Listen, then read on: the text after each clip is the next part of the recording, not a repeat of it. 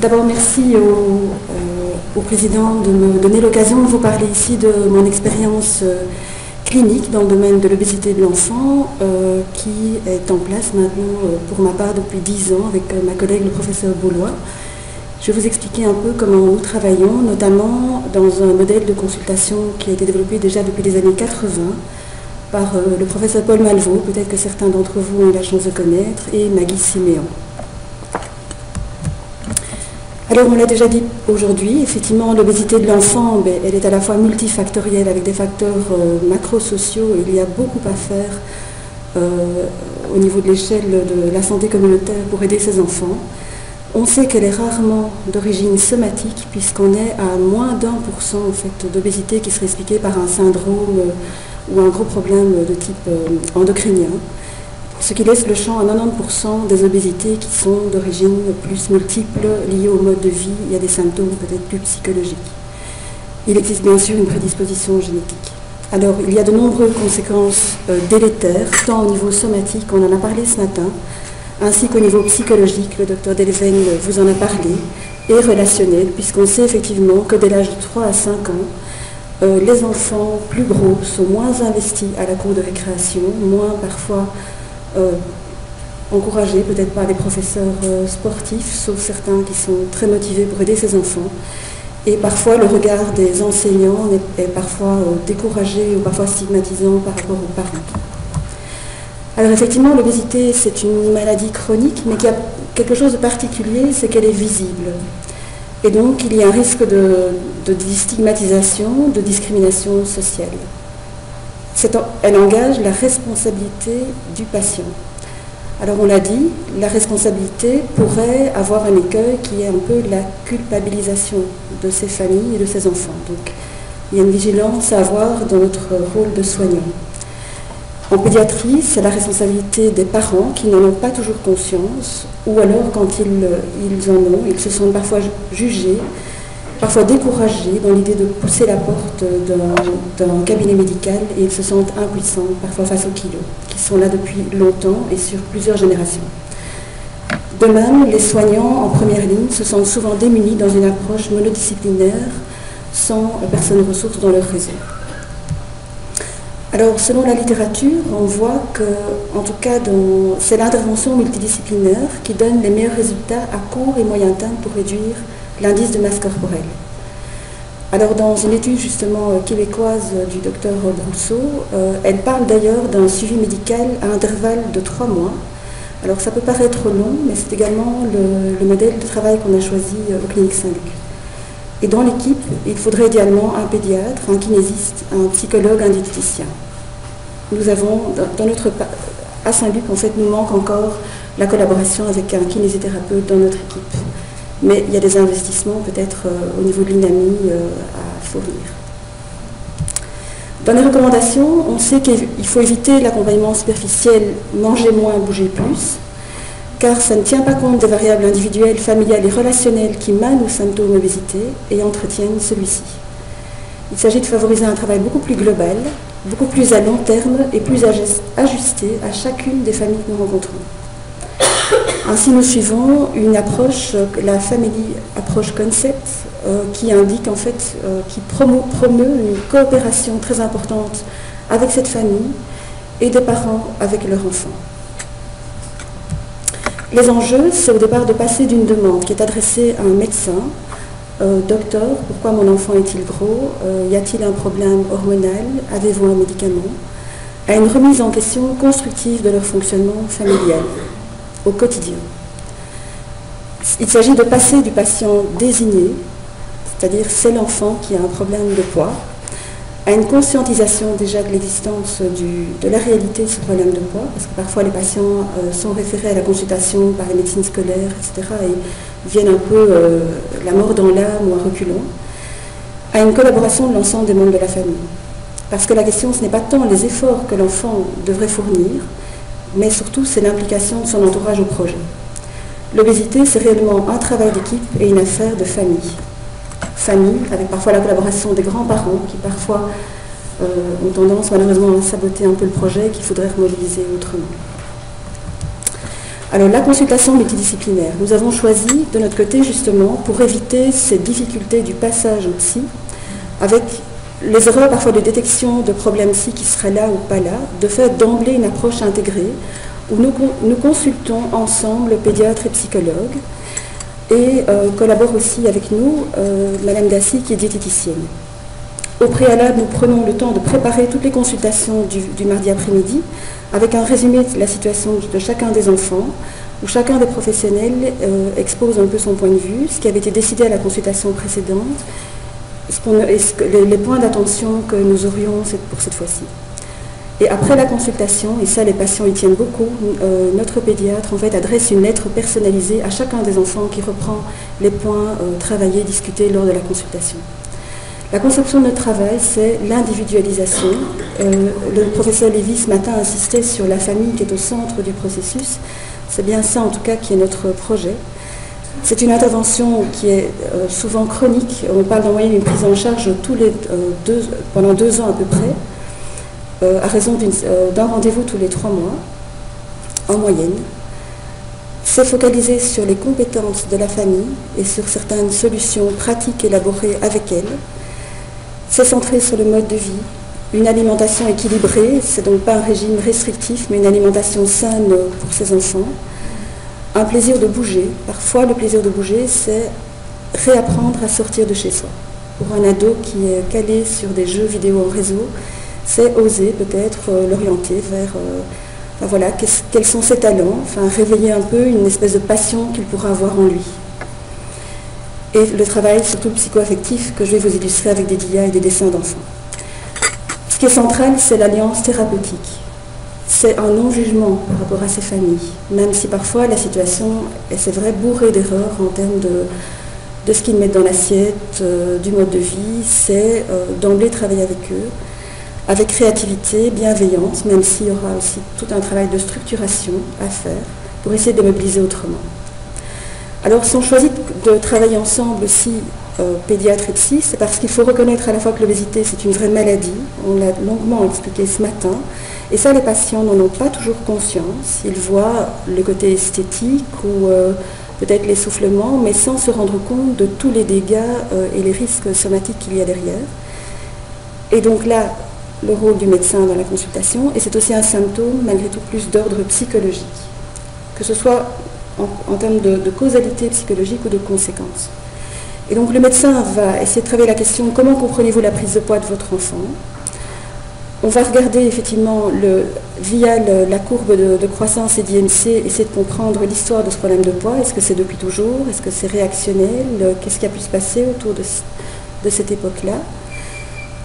Et je dirais ni plus ni moins, parce qu'il y a aussi parfois des familles où tout le monde est mince, et il y a une jeune fille à l'adolescence qui a un petit surpoids, et la maman arrive fort sur le dos, et donc il faut ici parfois détendre un peu l'atmosphère et essayer d'un peu trianguler, parce que ça peut être un problème dans la relation par-enfant.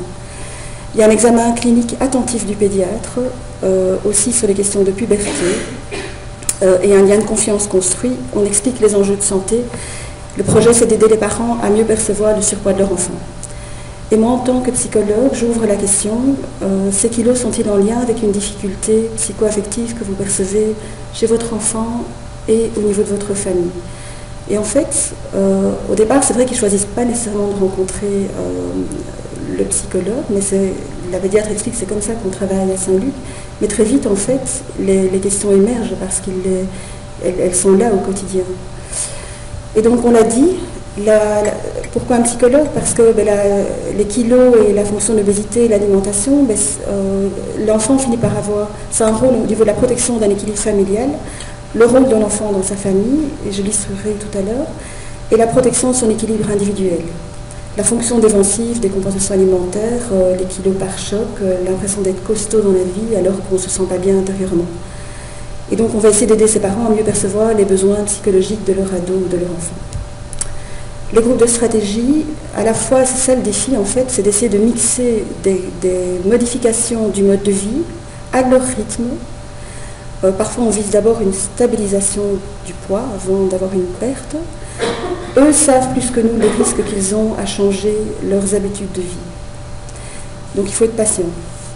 On fait des changements progressifs et réalistes avec l'adhésion de chacun. On fait parfois venir les frères et sœurs, etc. au projet. Et aussi d'arriver à des modifications psychologiques, mieux adaptées aux besoins du développement pour éclairer les parents sur les besoins en termes de plaisir, on l'a dit tout à l'heure, d'occasion de ressourcement, capacité d'expression émotionnelle, besoin de limites chez les enfants. Combien d'enfants à 5-6 ans se servent sans problème en fait, dans l'armoire, peuvent consommer en fait, des écrans sans limite. Donc là, il y a un travail vraiment psycho-éducatif pour ces enfants. Alors d'un point de vue psychologique, on sait qu'il n'y a pas de profil unique, ni de famille à risque nécessairement. On sait, l'étude de Claire Vallon en 2005 l'a montré, dans leur population de jeunes avec des BMI très élevés, que les carences affectives sont quand même assez centrales. Carences affectives, alors à la fois parfois pour des événements de vie avec un parent manquant, enfin une garde alternée, il y a plein de choses comme ça, mais parfois aussi la disponibilité psychologique d'un parent présent à la maison. Des horaires de travail importants, des parents qui ne sont pas très bien non plus dans leur vie d'adulte. Et donc on est ensemble dans la famille, mais chacun va qu'à ses occupations et il n'y a pas de temps de rencontre. Alors on va essayer de favoriser l'expression émotionnelle, l'écoute, la gestion des conflits, une guidance parentale pour essayer d'éclairer, renforcer leur rôle ou essayer de leur positionner autrement.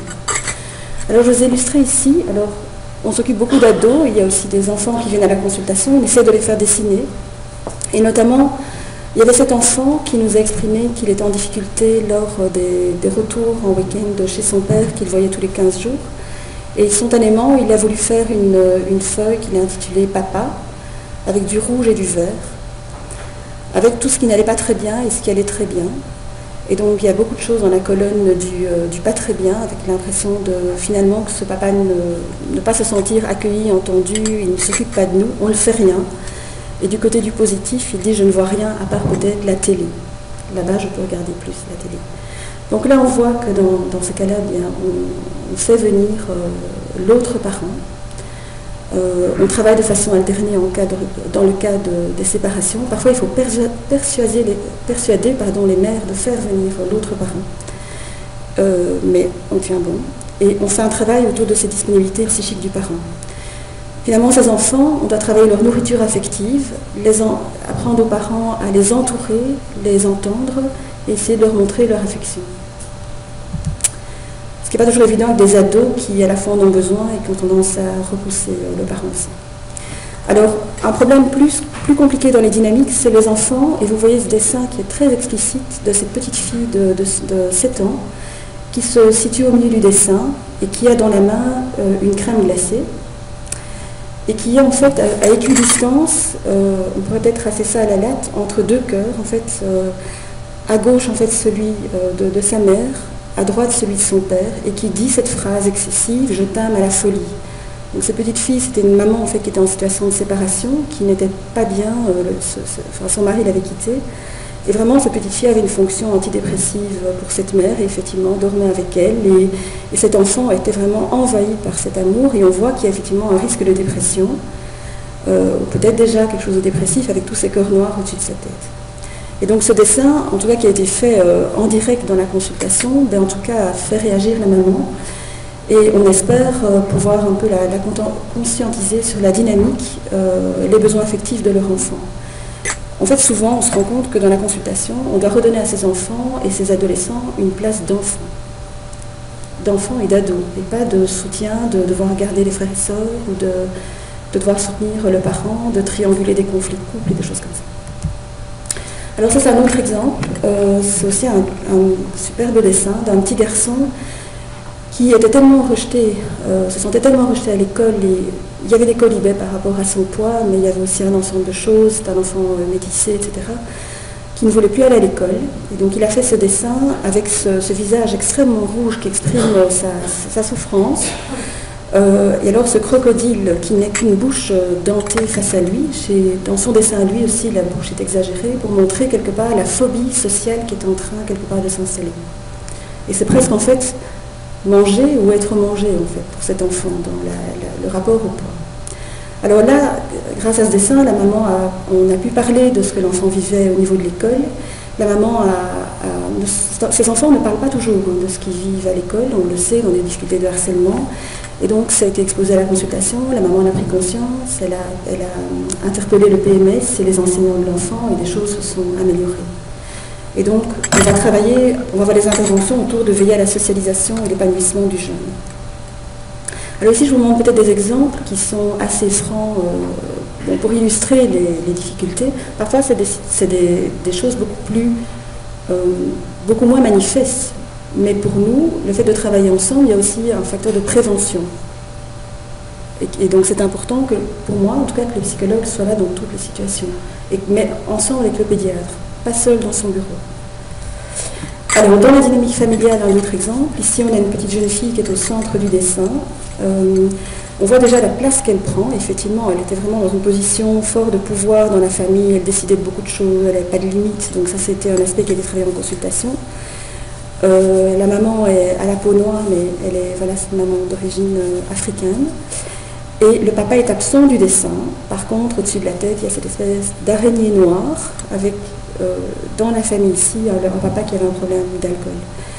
Donc voilà, donc ça va être parfois des situations où on réfère effectivement vers un travail psychothérapeutique plus spécifique, avec peut-être l'espérance qu'il y aura un fonctionnement familial plus équilibré. Alors, j'ai essayé de faire 15 minutes, 15 dias. Alors, en guise de conclusion, eh bien, ce travail avec ces enfants obèses et leurs familles, c'est un travail passionnant qui nécessite un vrai engagement de la part des soignants. Quelque part, il faut y croire, il faut avoir envie d'y croire. Il ne faut pas se dire que c'est des patients nécessairement résistants, passifs au changement. Si on les voit comme ça, je pense que ça va être beaucoup plus compliqué. Il faut travailler en équipe, seul, je pense qu'on n'y arrive pas. Il faut beaucoup de patience, il faut un soutien empathique, de la structure. Il faut du pragmatisme, il faut parfois traduire ce qu'on sent en tant que psychologue dans des propositions concrètes pour les familles. Alors que voilà, d'habitude, on a l'habitude, nous, de travailler dans des consultations longues. Là, c'est sur un espace d'une consultation pédiatrique de 40 minutes, donc c'est un vrai défi. Et pour moi, plutôt que de regarder ces familles comme dysfonctionnelles, je pense qu'on a plutôt intérêt à les regarder dans leurs compétences. Et je pense que l'aventure est belle. Voilà.